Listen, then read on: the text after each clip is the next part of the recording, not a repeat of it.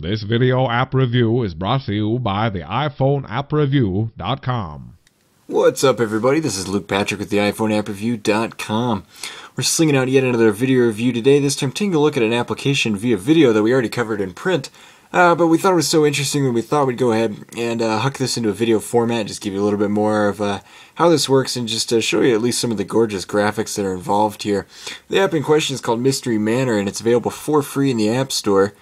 And this is very, very squarely in the same category as any of the other object finding or item hunting style games that are out there. I can think of a few, a lot of which involve either circuses or creepy manors. This one obviously fits into the second category. It's kind of like playing Clue, except on your iPad, and only in terms of story. You're given this creepy manor, gigantic mansion, for those who need a little bit of clarification there. And the idea is that the owner of the mansion, Mr. X, a very appropriate name, has disappeared, or there's something that's a little bit fishy about it.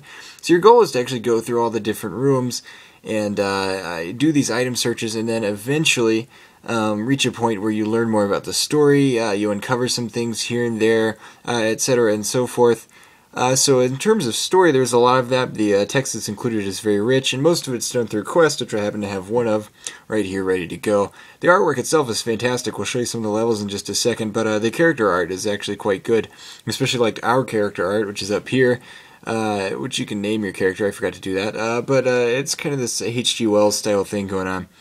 So we're going to go ahead and show you this, but if you'll notice along the side here, you do have a lot of social interaction and whatnot. You've got achievements and ratings. Likewise, there's a wall. You can write on other players' walls. You can send messages.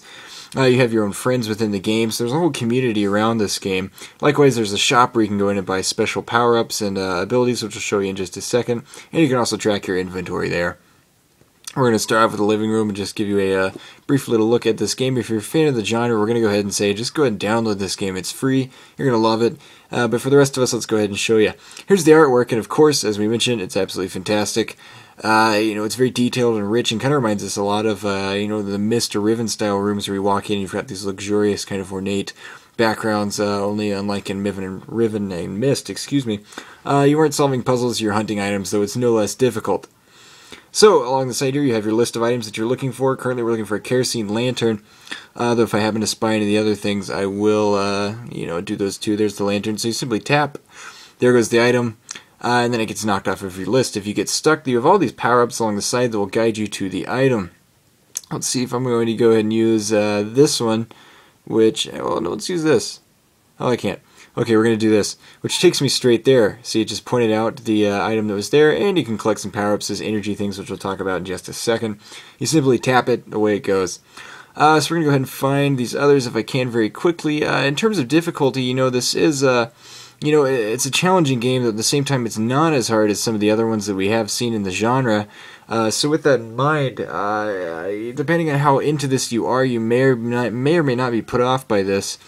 It's hard to say, but in the long run, we are going to say this is about a medium difficulty, perhaps no more than that. In most cases, we didn't have any trouble finding things, except for maybe a few of the later playthroughs, as you can play each level multiple times. Sometimes you're in sort of this torch-like thing where you're going around in just whatever light is illuminated by the torch, and then you tap items as you find them. So that's slightly harder, but in the long run, it's not so much about that as it is about the story and about gaining items and inventory, etc.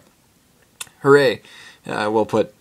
Another idea here is that as you go through the levels, you do acquire inventory items that unlock other aspects of the app, other levels, etc. So that's pretty cool. We always like that. And of course, you do have these quests involved. I just found the item that the chef Giovanni was looking for. Again, hooray. And the only thing that we didn't really like about this application are these constant Facebook pop-ups. These appear all the time, so it really reminds us of Farmville in that sense, as you're playing it as free, but it's subsidized via this, as well as the heap of in-app purchases, which we're going to go ahead and talk about. I've got this energy meter along the top there that says 50 out of 50, so at the moment, I'm pretty high on energy. But the thing is, as time goes on and I do more rooms, that takes energy, which you do collect a little bit of as you go along, but for the most part, you are going to reach a point where you have to stop playing, wait a little bit, come back and do this.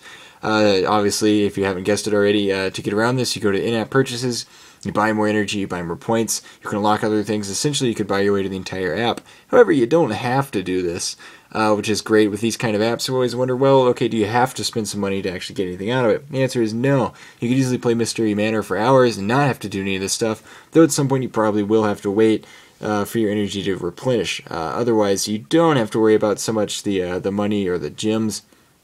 That stuff tends to sort itself out.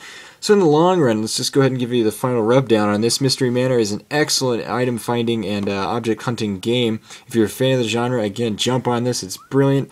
It's gorgeously decorated, and the artwork is just fantastic. Likewise, the challenge level is about right for us. It is about a medium, which we aren't so great at these games, so we appreciated that. And it puts the emphasis on some other things rather than just the straight object finding. And you've got all these other features thrown in. You've got the power-ups, you've got the inventory, the collectibles. You've also got a heap of social integration, so you can chat and meet friends, etc. So in that sense, there's a lot to be had here, and it's for a free price tag too. So Mystery Manor gets a 4 out of 5 star rating from us here at the iPhoneAppReview.com. That's pretty much all we have to say about it. So at this point, I'm going to go ahead and sign out. But we'll see you guys later. Bye.